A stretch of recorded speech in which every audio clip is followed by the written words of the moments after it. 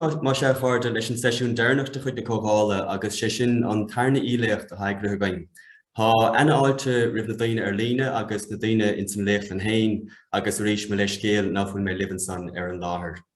Áil íleacht an leingé há an chaintsa orthe ag an gcomharla am deacha scoilteachta agus scoil scolaíochta. Agus ha mi den bhuaocht Jacqueline ní airgasa agus fuan cág as an muinúsa agus as an daciíocht leanúnach a thugann siad an taide leistigh den scoil agus leistigh den ollscoil chomá.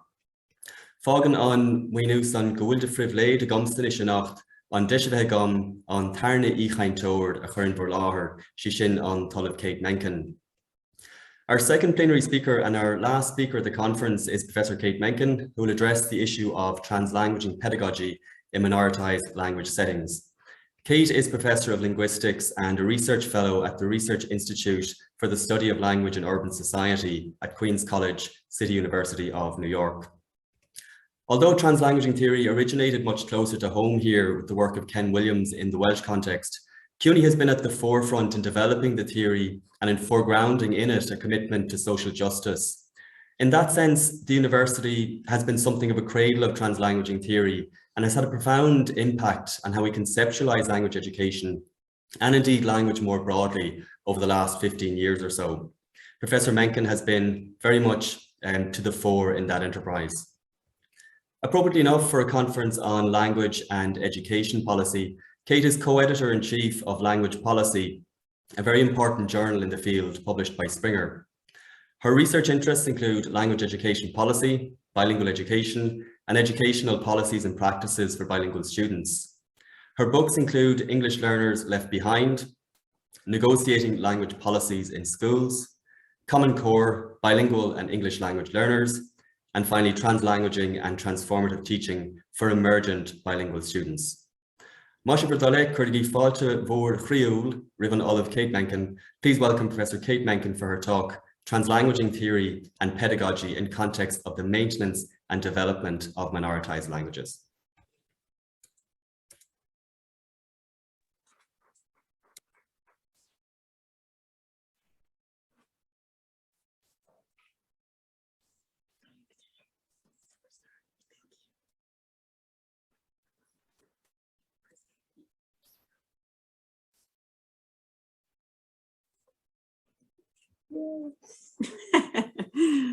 Thank you so much for that kind introduction, Noel. I'm so sorry that your daughter's unwell.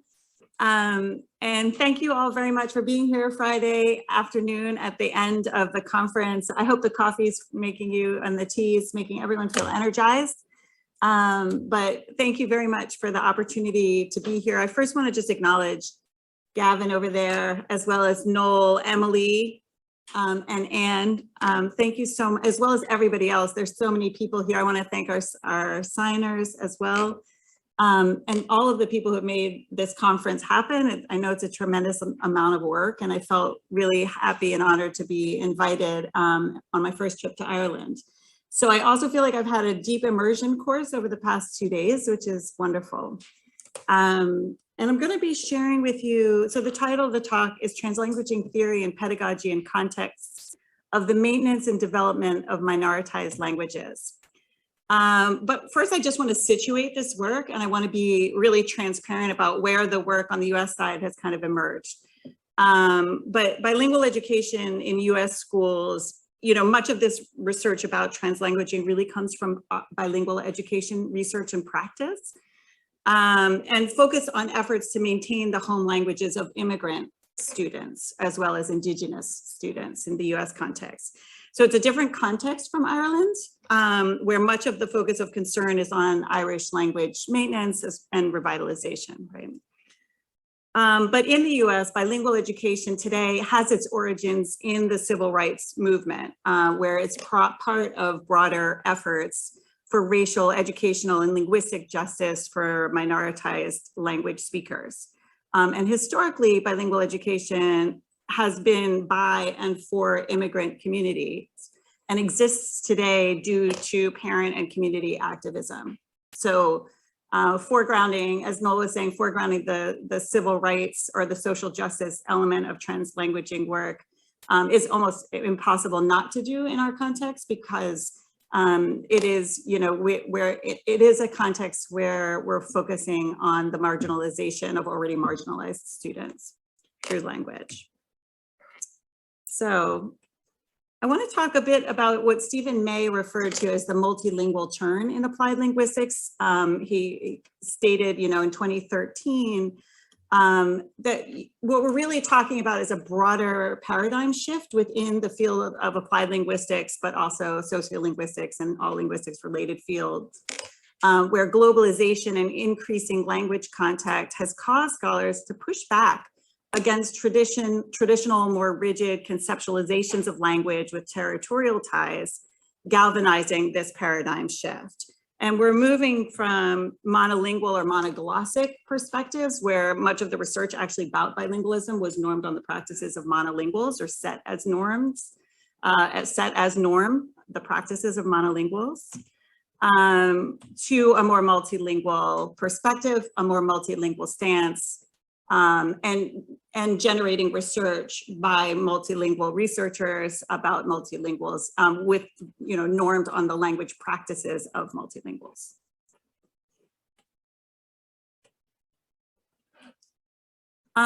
So for those, you know, I feel like as we've gone through the conference, quite a few of you are already deeply familiar with translanguaging, but I wasn't quite sure where everybody is on in that conversation.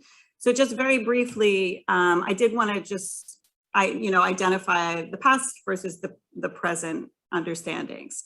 So previously, language was sort of portrayed as a system of standardized static structures with which you listen, speak, read, or write, right? And this idea that home language L1 is entirely separated and working in complete isolation from the second language. Whereas a translanguaging perspective argues that language practices are fluid and flexible discursive actions, really highlighting how the languages of bi and multilinguals are deeply intertwined. And research right now, I think one of the most exciting areas right now is the research in neurolinguistics, psycholinguistics, because they're actually brain mapping and showing how the minds of bi and multilinguals function fundamentally differently from those of monolinguals, and showing how integrated there is this, you know, really kind of pictorially displaying the integration of languages within the mind. But these are, you know, this is our reality, right? Like, these are photographs, and I should clarify too that I do live and work in New York City. I mean, New York City Department of Education, our public schools alone serve over 1.1 million students in a city of over 8.5 million. And it is a context of extreme diversity. And these photos are taken from my neighborhood, which is the most racially, linguistically, and ethnically diverse area of New York City and arguably the world.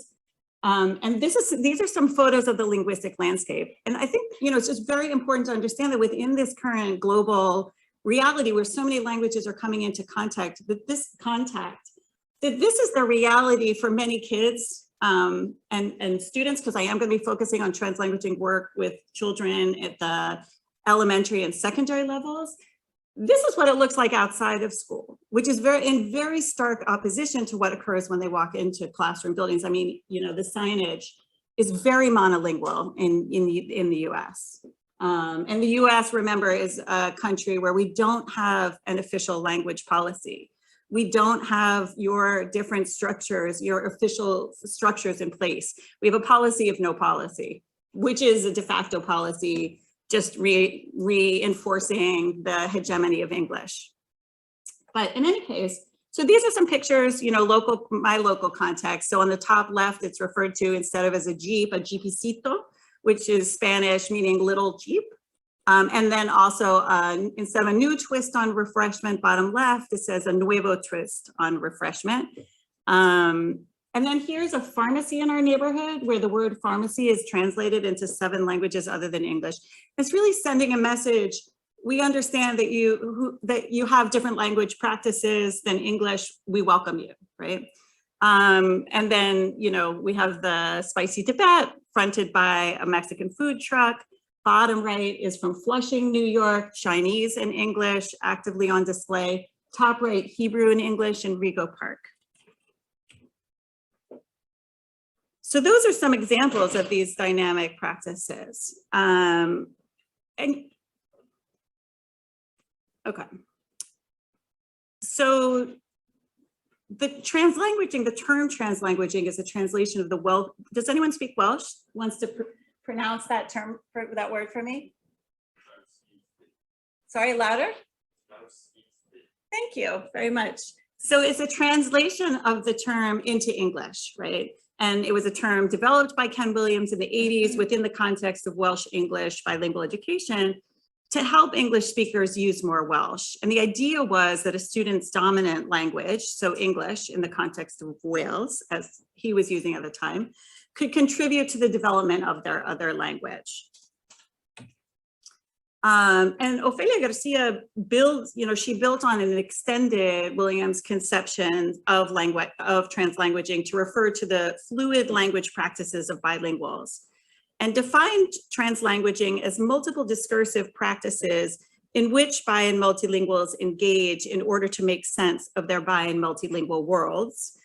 Bilingual, and she goes on to write that bilingual families and communities must translanguage in order to construct meaning.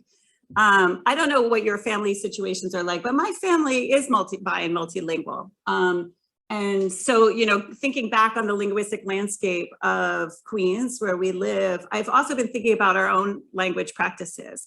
And in my family, I have speakers of English, Yiddish, Yeshivish, Spanish, Portuguese, like in the immediate family.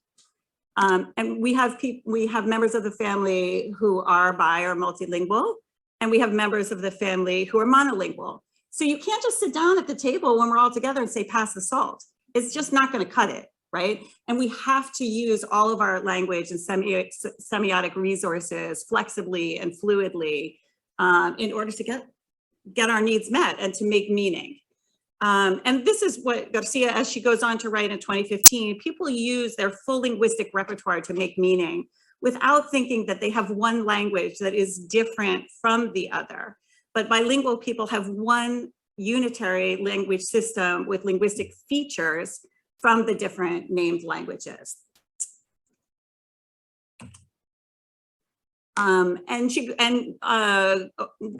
Otheguy goes, she wrote this piece with Ricardo Otheguy. It was by Otheguy, Garcia, and Reid. The deployment of a speaker's full linguistic repertoire without regard for watchful adherence to the socially and politically defined boundaries of named languages. So translanguaging, Li Wei and Otheguy Garcia go on to write that it offers an analytical lens that alters our common understanding of language, bilingualism, and education. So having kind of set, oh no, I should say this as well. Okay, so the past monolingual view or monoglossic or fractional view of bi or multilinguals sees bilinguals as if they're two monolinguals in one person, as if they idealizing the home language or English by saying that someone should be, sorry, I have to stand back over here, by saying that somebody should perform as if they're a so-called native speaker in each of these languages across all domains, listening, speaking, reading, and writing, right? And that's just simply not realistic, and it's not our current reality. And instead, bilinguals, are not just simply the sum of two monolinguals, but rather a more holistic or heteroglossic view of bilinguals sees the home language and English as both equally part of their entire repertoire, their entire linguistic repertoire. And as Grosjean wrote in 2009, that bilingual is an integrated whole who cannot easily be decomposed into two separate parts. So that's an interesting thing, right? We've talked about the sociolinguistic reality and about the multilingual turn in theory. But something interesting happens within school spaces where schools tend to be extremely rigid. So although, multilinguals establish what Cenoz and Gorter referred to as sort of soft boundaries between their languages, boundaries that are permeable, that allow for interaction between their languages, but in contrast, hard boundaries have been built between languages within school context. So this is just a screen that I grabbed. It's a 5th-year timetable of an Irish student. And what you can see is that on Monday they have geography, then they have a class called English at 11:40. We can probably safely assume that that's monolingual in English, yes? You tell me. And then we have a class at 12:20 called French. And then on Tuesday, we have a class at 11:40 called Irish. And these things are working presumably in isolation from one another. So for example, the monolingual classroom teacher teaching through the dominant language, and then the so-called foreign language teacher teaching an additional language at a different time. And so this is what Monica Heller refers to as sort of the two solitudes approach, or sorry, a parallel monolingualism approach, or what Jim Cummins refers to as the two solitudes. So we have on one hand these monolingual policies and practices really in direct contradiction to the fluid dynamic practices of bi and multilingual students. And we certainly have that in the US context. So, sorry, let me just, okay. I'm managing the technology. Hopefully Noel can hear and the Zoom is working. Yeah, okay, good. So this is just a screen. This was just a photo. I went in to observe a class called English 2 weeks ago at a high school in New York City. And the class was conducted entirely monolingually in English. And as I walked to the room, I noticed there was this kid, for example. He had his Google Translate open and was using Chinese. He's a Mandarin speaker, and he was using, well, he's actually a Cantonese speaker and bilingual in Mandarin. And here he is, you know, in order to complete the assignment on the left, which is monolingual in English, he's engaging his home language practices using Google Translate in the classroom. But this was really a practice that was silenced in that particular classroom. It wasn't something that the teacher was openly encouraging or permitting. And my point here is that translanguaging occurs even when instruction is monolingual. So this is what we're talking about here is translanguaging is already happening. All of you in the room are bi and multilinguals. Many of you right now, in order to conduct this entire experience in English, are repressing other language practices that you have. And when you're producing and when you're speaking, you may also be repressing as you're producing. And so this is really what I'm talking about is sort of a matter of harnessing what's already occurring. And, you know, really thinking about how to leverage these practices for student learning. And so then the question for us, you know, after Ofelia Garcia kind of extended Williams' ideas and developed translanguaging theory, our work at the CUNY-NICEB project that Noel referenced earlier was really then to think about like, what does this look like as pedagogy? How can translanguaging theory actually inform teaching practice? And just to say that like any pedagogy, translanguaging pedagogy requires careful planning. It also requires understanding not only of students' language practices, but also of the linguistic demands of any different, you know, any given activity. Okay. So, you know, when people learn, they use a host of communicative resources from different languages and varieties, from gestures, signs, oral, through technologies, even memes, emojis. Media references and clothing can help us to communicate.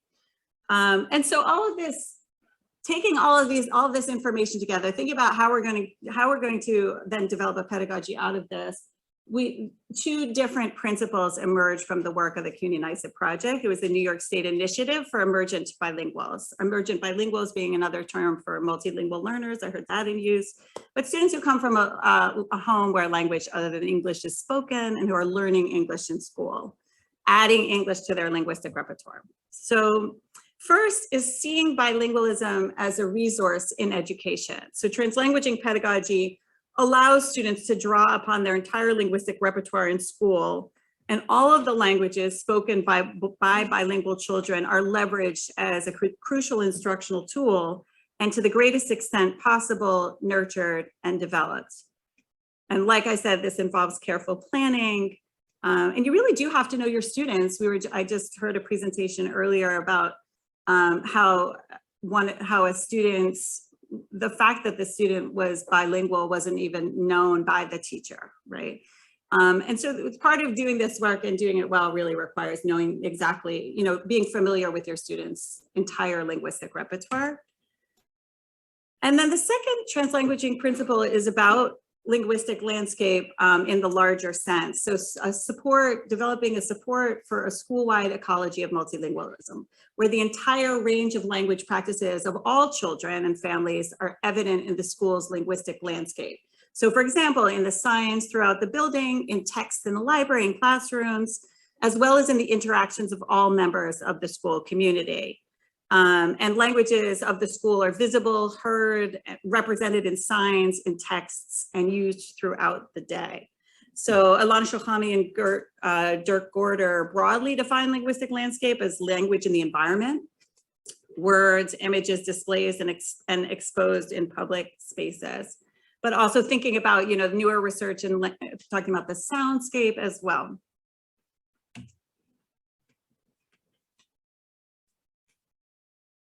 So here, I wanted to just give some examples of what translanguaging pedagogy has been looking like in New York City, and recognizing, again, this is the New York City context, right? So on the left, we have a bilingual school library, and we were encouraging schools to have multilingual libraries as they participated in the project. And that one on the left was in English and Spanish, where all of the course materials that they're using are in English as well as in Spanish. And then in the right, this is an example of a multilingual word wall. In this case, it's a bilingual word wall looking at cognates. There are a lot of cognates between English and Spanish. And so this teacher was highlighting those by bringing, and this is in a context where English and Spanish usually were never in contact with one another, we're isolated. The teacher was saying, okay, let's bring these together so we can help to develop our multilingual awareness. So the cognates, so in English, for example, animal is animal in Spanish, or elephant is elefante, giraffe, jirafa, right? So looking at how these cognates, this range of cognates exist. And then this is a writing assignment where, to scaffold this particular writing assignment, the teacher developed a planning handout with the instructions, with multilingual instructions. And I'm sorry that the quality of the photo wasn't great.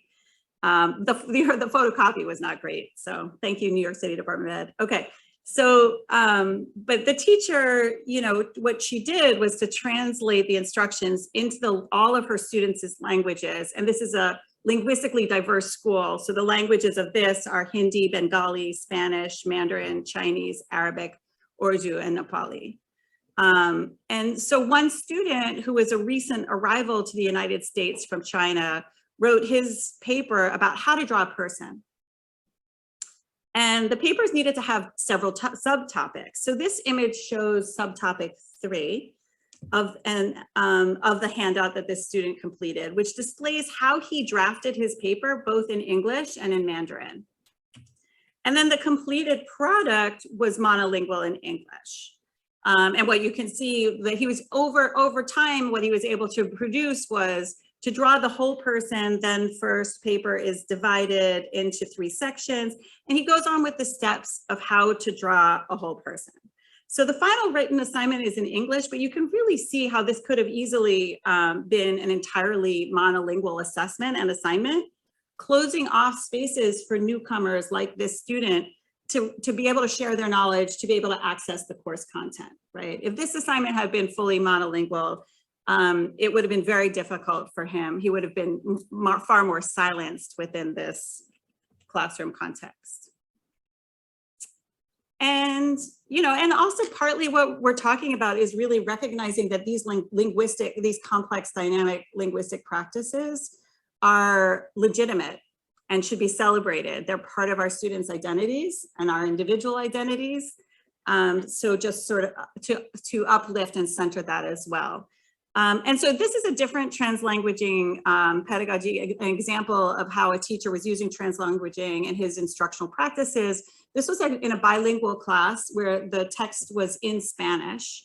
And the students were asked to write the gist of what it was that they were reading, and they were encouraged to read the text and then write on Post-it notes the gist of what they were reading, but then to write on those Post-it notes in whatever language or languages they felt comfortable doing that in. This is an example of a school's developing their multilingual ecology, their linguistic landscape. And we talk about multilingual ecology. I want to be really clear that even in schools, this school has a bilingual program, but the students were not, the bilingual program was in Spanish and English, but they were speakers of multiple different languages. So when we say all, when I say all, I'm really talking about all, like the entire school community, recognizing everyone's language practices. Not only those who are the students who benefit from having a bilingual program or some other official structures. But this is a multilingual welcome sign. And this is another one that the school made. It's the students made that themselves. And their idea really was just to send a message of welcome to families. And it is interesting to see how families respond when they see their languages reflected. But it's also pragmatic. This was a board of frequently asked questions where a family coming in, the languages at the top row are in English. And these are questions that families typically come into a school and ask. I mean, when a family comes into a school, that they are typically asked by the school. So how may I help you is the first question. What language do you speak? What's your child's name? Things like that. And these are translated into Bengali, Arabic, Spanish, Urdu, Russian, and Albanian.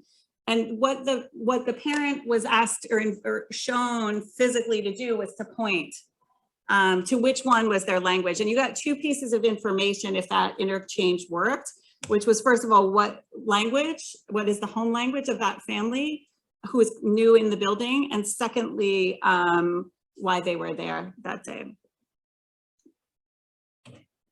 This is another example of a multilingual word wall where key vocabulary is translated with pictures and sample sentences.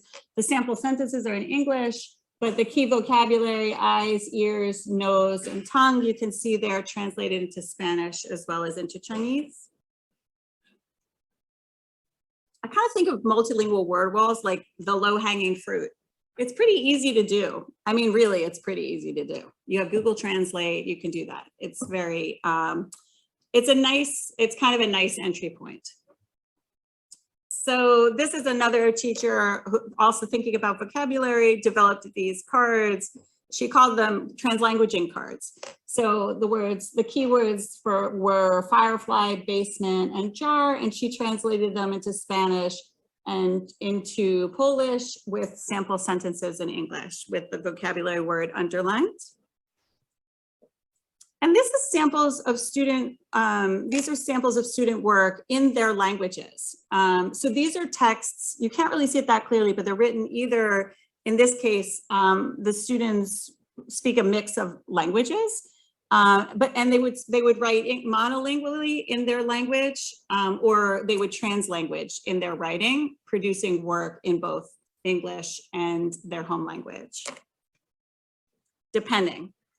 And here's another example of this. This is yet another example of an assignment that really could have been, and you can see how it's actually set up to be monolingual, of translanguaging and reading responses. They read a text and they were given this worksheet to work off of. And on the left, the worksheet's all in English. On the left, the student responded in English with the English that they have in their repertoire. And the student on the right translanguages in English and in Spanish in writing their response. And these are examples, you know, of multilingual classroom resources. We have these multilingual libraries. We didn't always have family staff members who spoke all of the languages of their kids. And so there were partnerships that schools built with families who were literate in the home language and were able to read that, record it, so they could do read alouds with the students and things like that. So books for independent reading, and then for these student reading partnerships. And the reality is that authors translanguage as well. It is a literary device. I mean, if any of you have read Junot Diaz, for example, so these are some kids authors who translanguage. There's this book, Dim Sum for Everyone, Too Many Tamales, Abuela, Inside Out, and Back Again. And these are all examples of books where the authors translanguage. But I was even just thinking about Junot Diaz and how he had to fight with the New Yorker magazine in the US to produce a piece where he translanguages. He pulls in Spanish in his writing, and he refused for it to be italicized because Spanish is as much part of his entire linguistic repertoire as English. And he uses those translanguaging practices as a literary device. I do have a video of one of our teachers, how one of the teachers kind of can take this work and run with it. But because of tech stuff, I'm going to show it after. I'm going to finish talking, and then I'll conclude with the video clip.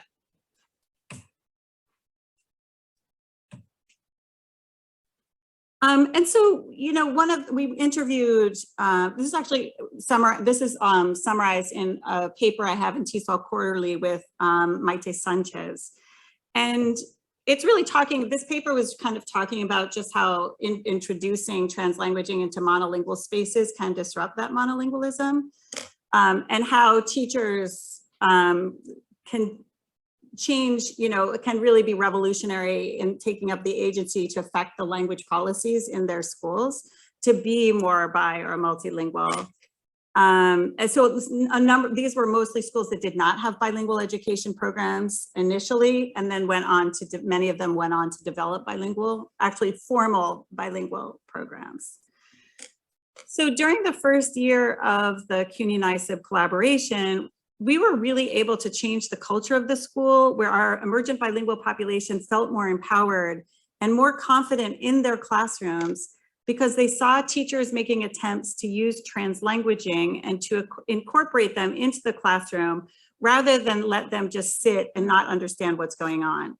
And so they started to feel much better academically as well as just socially. So if you want to see more examples of those strategies, you can look at the CUNY-NYSIB website and look at the CUNY-NYSIB Translanguaging Guide. But some of you are already way ahead of this. I just saw Donna. Donna, are you here? What's your last name? Who was in the previous session? Oh, I'm so sorry, Claire. What's your last name? Okay, apologies. And with Melanie, and they were just sharing about a new translanguaging guide that's coming out in Irish, which was pretty cool to see.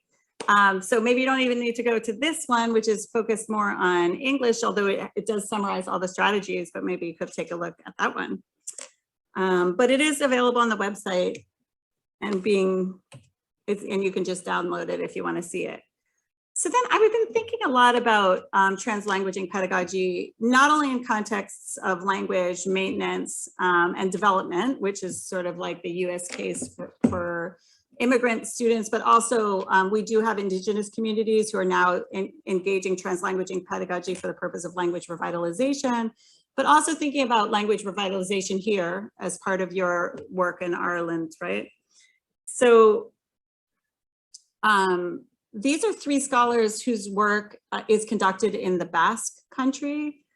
It's Ayanna Leonet, Hassone Cenoz, and Dirk Gorter. And in 2017, they published this study, which was conducted in a Basque medium school during Basque, Spanish, and English language arts classes, respectively. And students came from homes where Spanish, Basque, or both were spoken.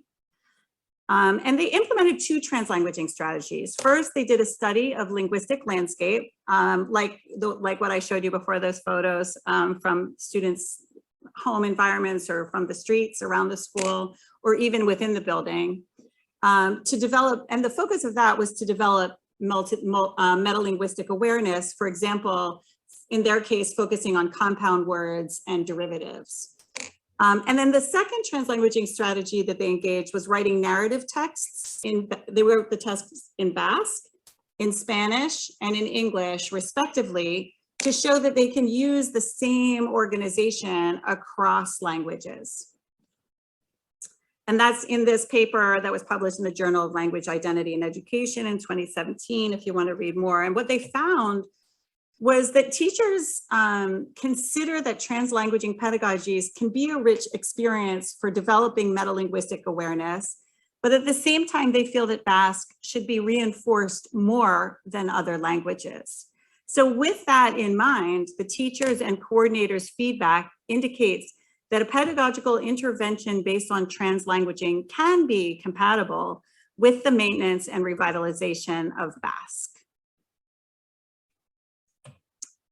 And then building on their work in the Basque Country, also in 2019, Cenoz and Gorter suggest what they term sustainable translanguaging to uphold minority language maintenance and revitalization efforts, highlighting how this is a possibility, right? And then Seals and Olson Reeder, they conducted research about Maori and Samoan students in early childhood education in New Zealand. And they were exploring this idea of sustainable translanguaging and how sustainable translanguaging pedagogy could be applied to Indigenous language teaching and learning contexts.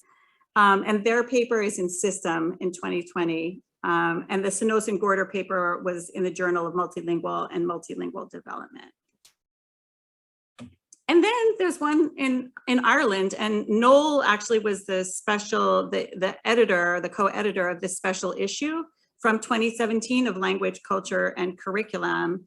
And this is an article by Moriarty, who in 2017 focused on using RAP as a resource for a more flexible approach to the teaching of Irish to promote more informal Irish language use.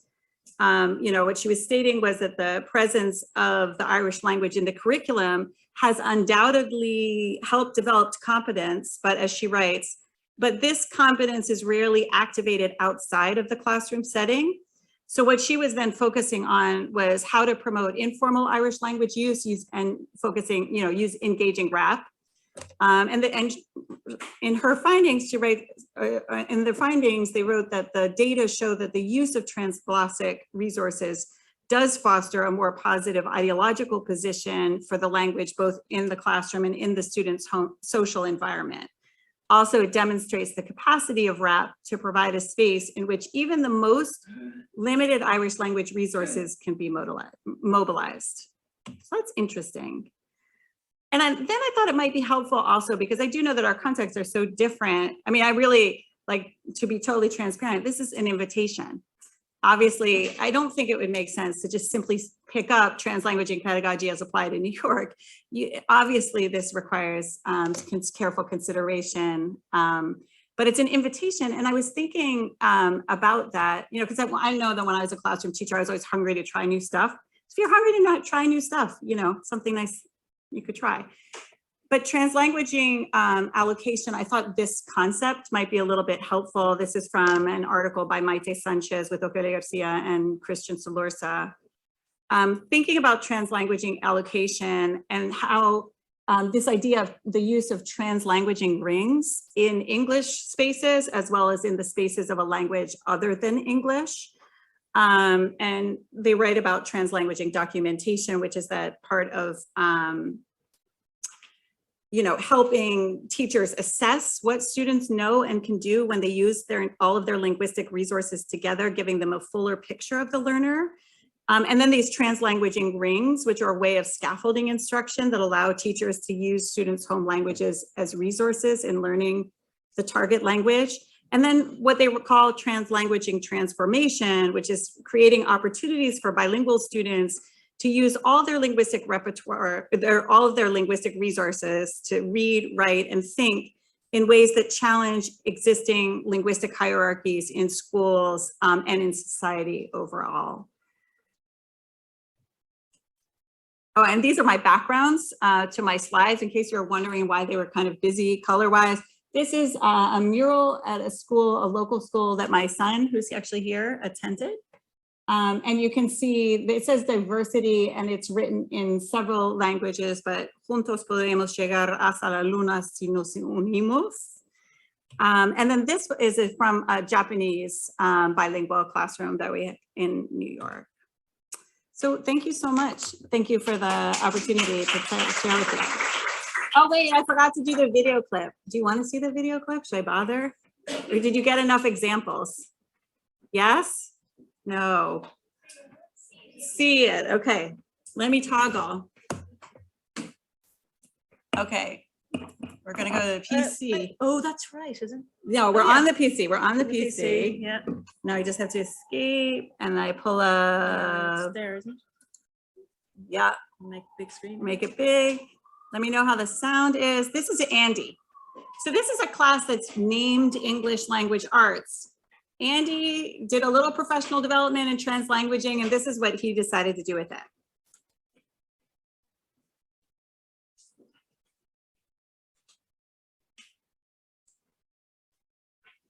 Basically, what I did was after I had a couple translanguaging PD sessions, I really just, you know, got obsessed with making sure anything I had in the room was written in the languages that kids would understand, whether it was Polish or Arabic, Spanish, Ukrainian. And at first the kids were a little bit hesitant. They didn't like seeing things in their own language, but then I would purposely write things sort of incorrectly. And then they would correct me, and then after a while, a couple of kids actually gave me blank notebooks and said, oh, if you ever want to have a word written in Arabic or Polish, write in this book and then I'll translate it for you. So then that got them more involved in the process as well. I think in terms of other teachers who are maybe reluctant to do it or wanting to try and start doing it, is to really just have the kids help you 100%, because trying to do it on your own, which is why I started in the beginning, was very frustrating because there's so many different ways to say certain things, and asking the kids, well, what's like the way you say this word? What's popular in your language to say a certain word? And they can help me out that way, and then they feel like they're part of the classroom, and it's more of a student-run classroom than just me speaking all the time. The kids like to share what they know in their language as well. Teachers using translanguaging pedagogy in different kinds of contexts. This is Andy, who's in a class that has what you would call English EAL students of many different languages, and what should he do as an English monolingual, right? And how to develop that linguistic ecology that recognizes all the languages, not just some. But additionally, we have work by bilingual educators talking about how they decide when to use translanguaging, for example, in a designated English space, or how to use translanguaging in the designated space for the other language, while making sure to protect that language, understanding the hegemony of English within our context as well. Thank you.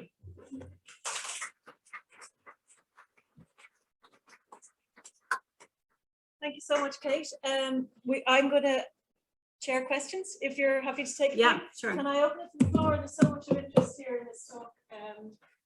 Anyone like to pick up questions?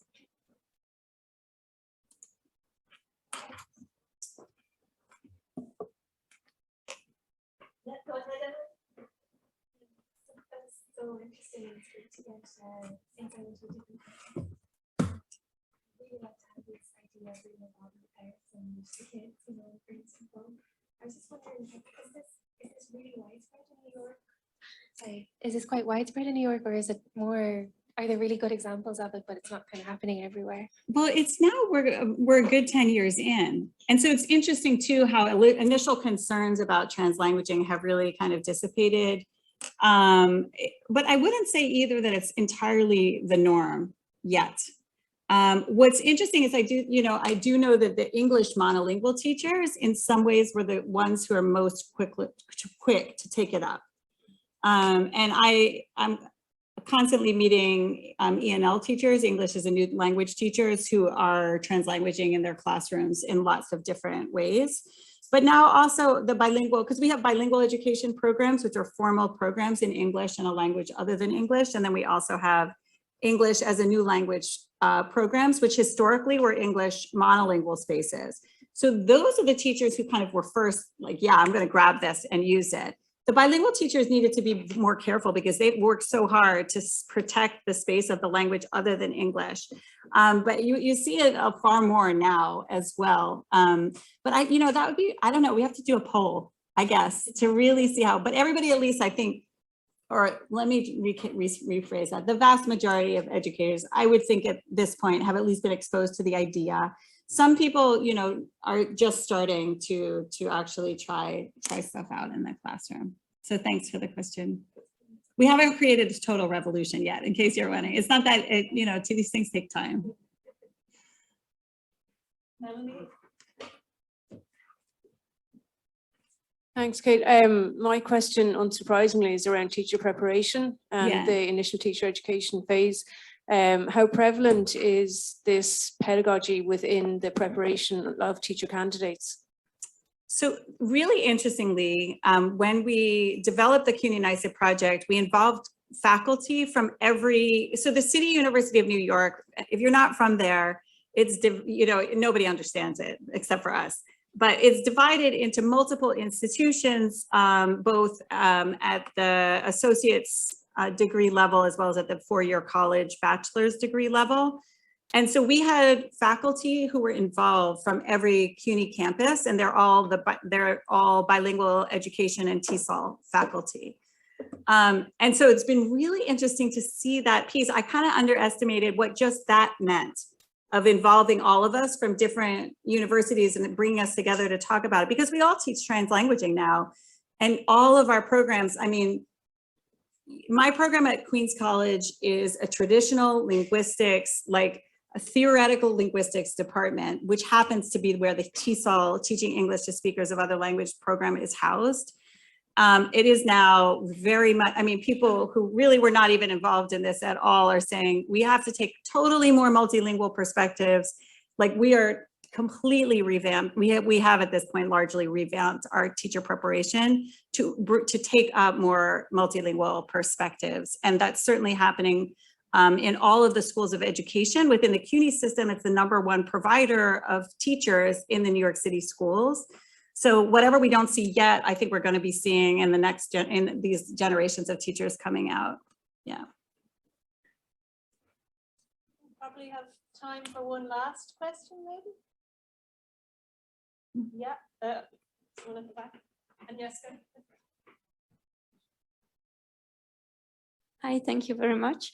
I would like to ask about the context of heritage language schools, because through my research, I've seen there was a lot of hesitation coming from heritage language teachers regarding using translanguages in the heritage language schools because of the limited already time they wanted to immerse the students fully in the language. So I wanted to ask you about any research or advice in that area, whether the students could still progress with the heritage language when translanguaging pedagogies would be used in heritage language schools context. So thank you. That's a great question, because heritage language programs, it also depends how they're structured. In New York, in our schools, sometimes it's just a single period in a school day that's all in English, where students just get one period of support in the home language, and they themselves are developing those practices. And so then the question arises, how much should I translate? The educator has to ask, should I translanguage for this particular assignment? Okay, what is my linguistic purpose in doing so? Whose language practices is this going to attend to in this given lesson? And if, you know, you really have to start with some very careful planning to be thoughtful about every single one of these decisions. My point is that it's happening. And it's right now happening widely without teachers' oversight in a way, because it's sort of seen as forbidden. But what happens if we actually say, not only is this permitted, but we understand and embrace that these are, you know, our current sociolinguistic reality is complex. And so what happens then if we plan carefully? And how that's going to look, I'm not going to give a unitary answer for every heritage language program, because it really depends who the students are, who are being served, what languages of instruction do they have in the rest of their day that matter, right?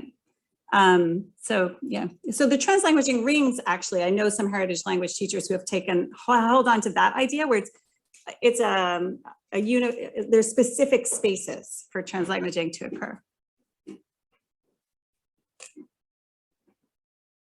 Any other questions?